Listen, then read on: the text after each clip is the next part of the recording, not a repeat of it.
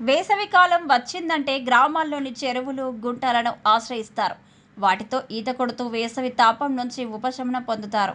అంతేకాదు స్విమ్మింగ్ ఇష్టపడేవారు ఎంతగానో ఎంజాయ్ చేస్తారు.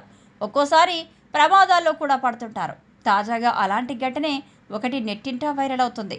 చెరువులో ఈత కొట్టేందుకు వెళ్లిన ఓ వ్యక్తికి ఊహించని షాక్ తగిలింది. అతను ఊహించని విధంగా చెరువులో భారీ మొసలి కనిపించడంతో దెబ్బకు అక్కడి నుంచి భయంతో పారిపోయాడు. నీటితో నిండి ఉన్న ఓ చెరువు వద్దకు ఓ వ్యక్తి వెళ్ళాడు.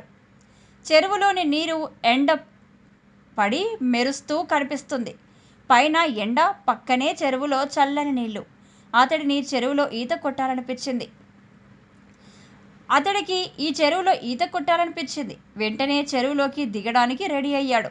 మళ్ళీ ఎందుకు ఆలోచించి కాసేపు గట్టుపైనే కూర్చొని నీళ్లను చూస్తూ ఉన్నాడు. పక్కనే ఓ రాయి కనిపించడంతో దానిని నీటిలోకి విసిరాడు. రాయి నీళ్లలో పడగానే లోపలి నుంచి ఓ పెద్ద ముసలి అమాంతం పైకి లేచి నోరు తెరిచింది.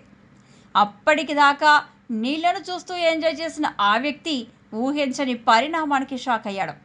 దెబ్బకు అక్కడి నుంచి దూరంగా వచ్చేశాడు.